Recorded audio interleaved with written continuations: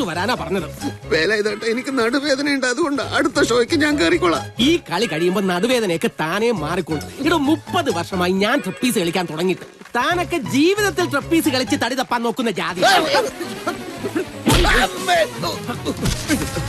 തുണി അലക്കാനും കക്കൂസ് ഇടാനും പറഞ്ഞാൽ അനുസരിക്കില്ല. ഇങ്ങനെ തിന്നു മുടിക്കാനായി മാത്രം ഒരുത്തന്നെ ഇവിടെ ആവശ്യമില്ല.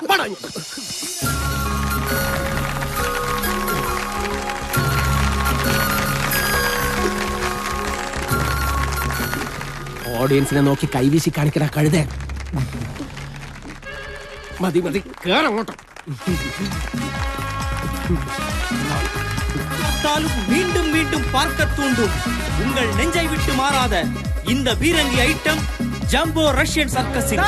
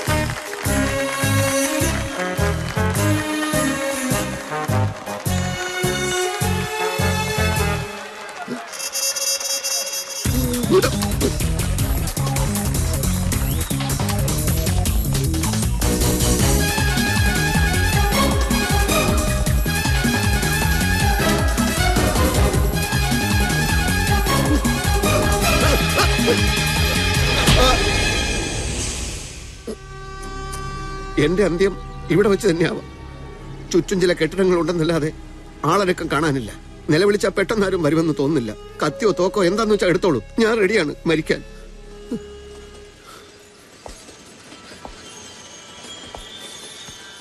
എന്താ കൊല്ലുന്നില്ലേ?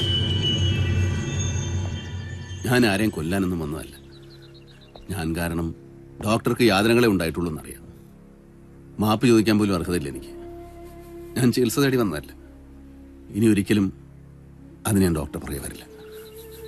ആത്മവിശ്വാസം നഷ്ടപ്പെട്ട ഞാൻ കാട്ടിലേക്ക് തന്നെ മടങ്ങാം. നേരത്തെ തീരുമാനിക്കപ്പെട്ടതാണ് എൻ്റെ വിധി. അതവിടെ വെച്ച് എനിക്ക് കിട്ടട്ടെ. ഡോക്ടർ നാട്ടിലേക്ക് വരും, പഴയ ജീവിതത്തിലേക്ക്. അത് പറയാമെന്നാ ഞാൻ. അതിന് വെറും സ്വപ്നമാണ്. ഞാൻ എങ്ങോട്ടുമില്ല. താൻ കൊല്ലുന്നുണ്ടെ കൊല്ലടോ. ഡോക്ടർ, ഞാൻ പറയുന്നത് കേൾക്ക്. ഞാൻ കാട്ടിലേക്ക് മടങ്ങിയാൽ ഡോക്ടറെ കൊല്ലാൻ ആരും വരില്ല. എന്ന് വെച്ചാൽ അതൊന്നും വിശദീകരിച്ചിട്ട് കാര്യമില്ല. ഡോക്ടർ, ഞാൻ പറയുന്നത് വിശ്വസിക്കും. തന്നെ പോലൊരാൾക്ക് എന്റെ കാര്യത്തിൽ ഇത്ര ഉത്കണ്ഠ എന്തിന്? കുറ്റബോധവും മാപ്പ് ചോദിക്കാനുള്ള ആഗ്രഹമൊക്കെ നന്മയുള്ള മനസ്സിലെ ഉറവെടുക്കൂ. ഇത് സത്യമാണെങ്കിൽ കുറച്ചു നാളുകളായി തന്റെ ഉള്ളിൽ താൻ പോലും അറിയാതെ വീണ്ടും വിചാരത്തിന്റെ ഒരു വടംവലി നടക്കുന്നുണ്ടാവണം. ദീർഘകാലമായുള്ള തെറ്റുകളിൽ നിന്നുള്ള മോചനം, നന്മയുള്ള ഒരു ജീവിതത്തിന് വേണ്ടിയുള്ള ദാഹം. അതുകൊണ്ടല്ലേ മറ്റുള്ളവരെ അപായപ്പെടുത്താൻ ആയുധമെടുക്കുമ്പോൾ കൈവിറയ്ക്കുന്നത്? അതുകൊണ്ടല്ലേ ആത്മധൈര്യം ചോർന്നതായി അനുഭവപ്പെടുന്നത്? അത് തിരിച്ചറിയാൻ ഭാർഗവന് കഴിഞ്ഞില്ല. ഉള്ളിന്റെ ഉള്ളിൽ നടന്ന ആ സംഘർഷമാണ് ഭാർഗവന്റെ രോഗം. നന്മയുള്ളൊരു ജീവിതമേ ഇനി വേണ്ടൂ എന്ന് ഭാർഗവൻ തീരുമാനിച്ചാൽ മതി. അപ്പോ ശക്തനായ ആത്മവിശ്വാസമുള്ള ഭാർഗവൻ പുനർജനിക്കും.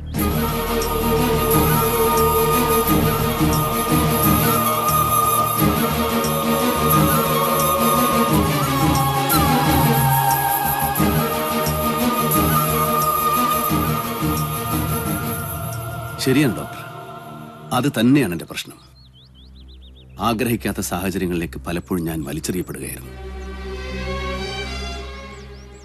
ഡോക്ടർക്കറിയാമോ, വിഷം കുടിച്ച എൻ്റെ അച്ഛൻ മരിച്ചത്.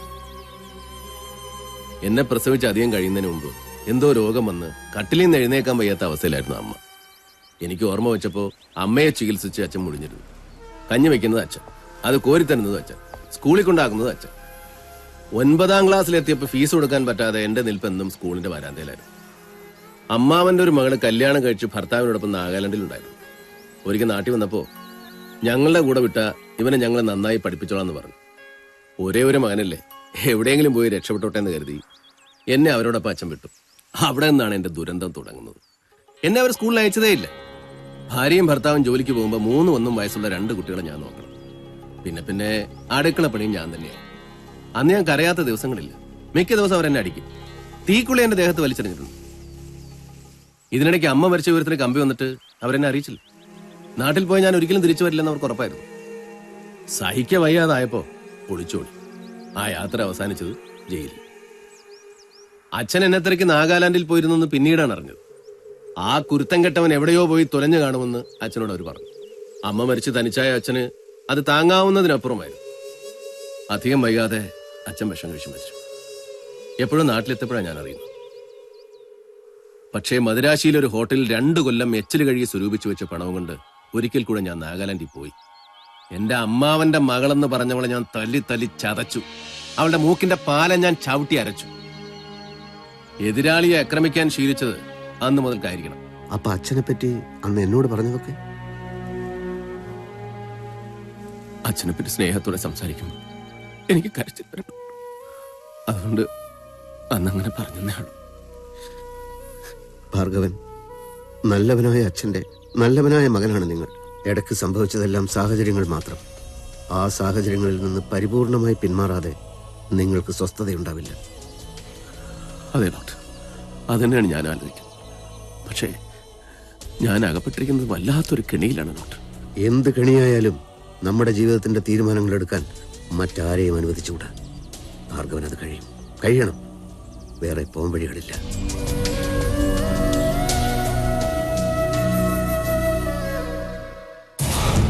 ഭാർഗവ, എന്നെ താൻ ഭ്രാന്ത് പിടിപ്പിക്കരുത്. എന്റെ 20 കോടി കളഞ്ഞിട്ടും തന്നോട് ക്ഷമിച്ചവനാ ഞാൻ. കളഞ്ഞ 20 കോടി എങ്ങനെ ഉണ്ടായതാണെന്ന് നമുക്ക് രണ്ടുപേർക്കും അറിയാവുന്നതല്ലേ. അല്ലെങ്കിലും ഞാൻ തർക്കിക്കാനില്ല. എന്റെ തീരുമാനത്തിൽ മാറ്റമില്ല. ഭീഷണിപ്പെടുത്തി ഇനി എന്നെ നിങ്ങളോട് നിർത്താമെന്ന് വിചാരിക്കണം. ഭീഷണിയുടെ ആവശ്യം എന്താണ് ഭാർഗവ? ഈ കണ്ണിൽ നിന്ന് ഒരാൾ പിരിഞ്ഞു പോയാൽ സ്വാഭാവികമായി എന്താണ് സംഭവിക്കുക എന്ന് തനിക്ക് ഞാൻ പറഞ്ഞു തരണോ? മരണമല്ലേ? അറിയാം മിസ്റ്റർ. ഊട്ടിയിലെ ബംഗ്ലാവിൽ സുഖവാസത്തിൽ കഴിഞ്ഞുകൊണ്ട് കാട്ടിലേക്ക് ഇയാളെ നിർദ്ദേശങ്ങൾ അയക്കുമ്പോ അവിടെ പലതവണ മരണത്തെ നേരിൽ കണ്ടവനാ ഞാൻ. ആ ഭയം എനിക്കിപ്പോ ഇല്ലടോ. എങ്കിൽ താൻ ഒരുങ്ങിക്കോ ഭാർഗവ. തന്റെ മുന്നിൽ വരാൻ എനിക്കിന് ഒരുങ്ങേണ്ട കാര്യമില്ലടോ. കാണാം നമുക്ക്.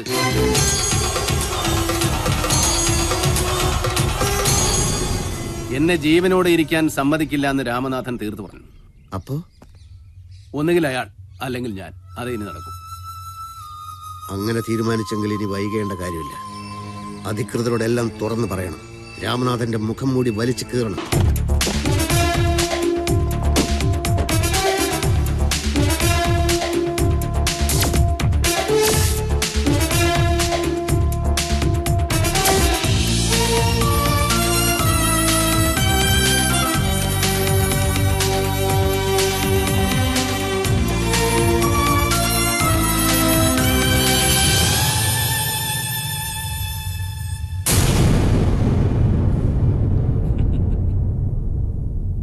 കുറച്ചുകൂടി നേരത്തെ ഇവിടെ വരുമെന്നായിരുന്നു കരുതിയിരുന്നത്.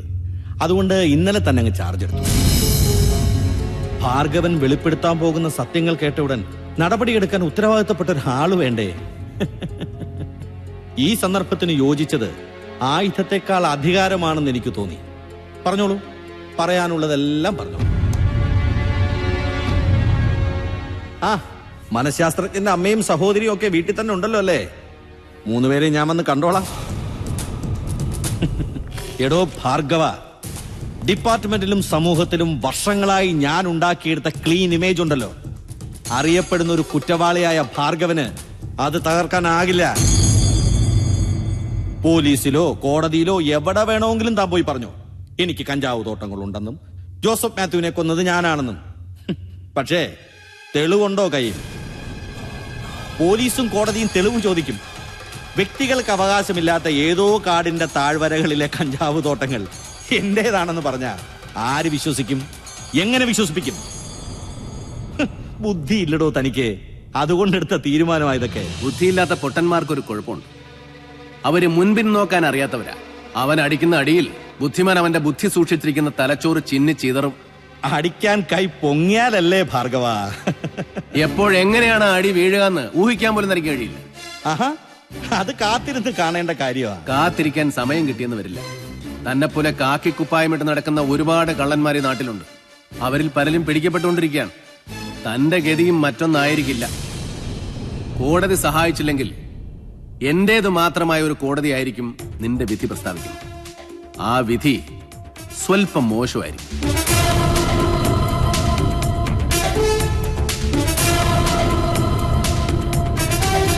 എന്റെ ലക്ഷ്യം എനിക്കിപ്പോൾ കൂടുതൽ വ്യക്തമായി. ഇതുവരെയുള്ള പ്രവൃത്തികൾക്ക് പ്രായശ്ചിത്തമാകണമെങ്കിൽ, അവന് പൊള്ളണമെങ്കിൽ രണ്ടിനും വഴിയൊന്നേ ഉള്ളൂ. തോട്ടങ്ങൾ കത്തി ചാമ്പലാവണം. അതുകൊണ്ട് ഞാൻ പുറപ്പെടുകയാണ് ഡോക്ടർ. അത് തന്നെയാണ് വേണ്ടത്. രാമനാഥൻ ഒരു മൃഗമാണ്. ഡോക്ടർ കരുതിയിരിക്കണം, പ്രത്യേകിച്ച് ഞാൻ തിരിച്ചു വരുന്നവരെയെങ്കിലും. എനിക്കറിയാം. എനിക്കെന്തായാലും വിനോദിനെ എത്രയും പെട്ടെന്ന് കണ്ടേ തീരും. നമ്മൾ തമ്മിലുള്ള കാര്യങ്ങൾ, രാമനാഥനെ കുറിച്ച് എല്ലാം ഞാൻ അയാളോട് പറഞ്ഞു നോക്കാം. വിശ്വസിക്കുന്നെങ്കിൽ വിശ്വസിക്കട്ടെ. എന്റെ പെങ്ങൾ അയാളോടൊപ്പം ജീവിക്കാൻ ആഗ്രഹിച്ചു പോയതല്ലേ.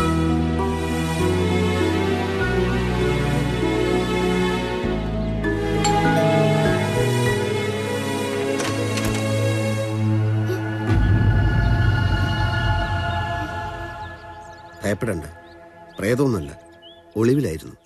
വിനോദ് സ്ഥലത്തുണ്ടോ? കുളിക്കാണ്. ഡോക്ടർ ഇരിക്കൂ. ഇരിപ്പുറക്കാത്ത അവസ്ഥയാ, എന്നാൽ ഇരിക്കാതെ നിവൃത്തിയുമില്ല.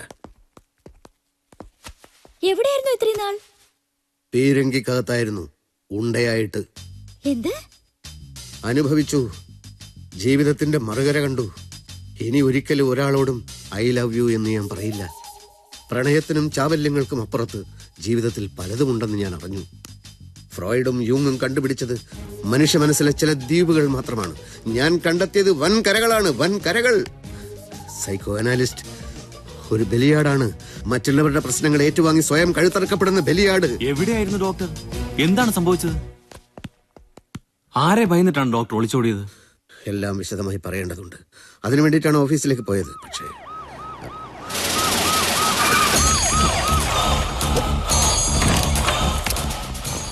വിനോദ് ഇയാളാണ്.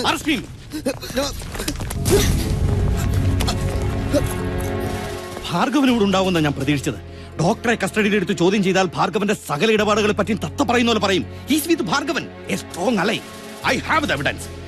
എന്താണ് ഇയാൾ വിനോദിനോട് പറഞ്ഞത്? പറഞ്ഞു തുടങ്ങുമ്പോഴേക്കാ സാർ വന്നത്. ഓക്കെ, വിനോദ് ഓഫീസിലേക്ക് വരും. വിശദമായി സംസാരിക്കാനുണ്ട്. ഭാർഗവനെ പൂട്ടാനുള്ള അവസരം നമുക്ക് കിട്ടിക്കഴിഞ്ഞു.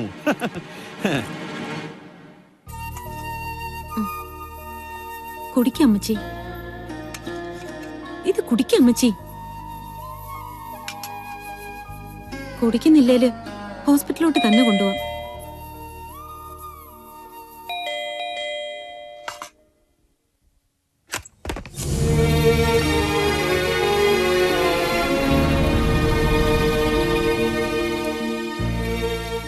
തെറ്റുകൾ ചെയ്തില്ല എന്ന് ഞാൻ പറയുന്നില്ല. പക്ഷേ ചെയ്യാത്ത തെറ്റിന് പഴിയേൽക്കേണ്ടി വരുന്നത് വേദനയുള്ള കാര്യമാണ്. ഞങ്ങളെപ്പോലെയുള്ളവർക്ക് വേദനിക്കാൻ കഴിയുന്ന ഒരു മനസ്സുണ്ടാവുമോ എന്ന് സംശയിക്കുന്നുണ്ടാവും. അതിപ്പോ വിശദീകരിക്കാൻ ഞാൻ ആഗ്രഹിക്കുന്നില്ല. കുട്ടിയുടെ അപ്പച്ചൻ അഴിമതിക്കാരനല്ലാത്തതുകൊണ്ട് ഞങ്ങൾ തമ്മിൽ ഉരസേണ്ടി വന്നിട്ടുണ്ട്. പക്ഷേ ഞാൻ അദ്ദേഹത്തെ തട്ടിക്കൊണ്ടുപോയിട്ടില്ല, എവിടെ ഒളിപ്പിച്ചിട്ടില്ല. പോലീസിനെ കൊണ്ട് പിടിപ്പിക്കാതിരിക്കാൻ വേണ്ടി പറയല്ല. എന്ത് സംഭവിച്ചുവെന്നറിയാതെയുള്ള ഈ കാത്തിരിപ്പിന് ഒരു അവസാനം വേണമെന്ന് തോന്നിയോണ്ട് പറയാം. ഇനി കാത്തിരുന്നിട്ട് കാര്യം. നാഥനില്ലാതെ വളർന്നവനാണ് ഞാൻ. എന്ത് ചെയ്യാം? കുട്ടിക്കും ഇനി അതേ വിധി തന്നെ. കുട്ടിയുടെ അപ്പച്ചൻ ഇനി ഒരിക്കലും മടങ്ങി വരും.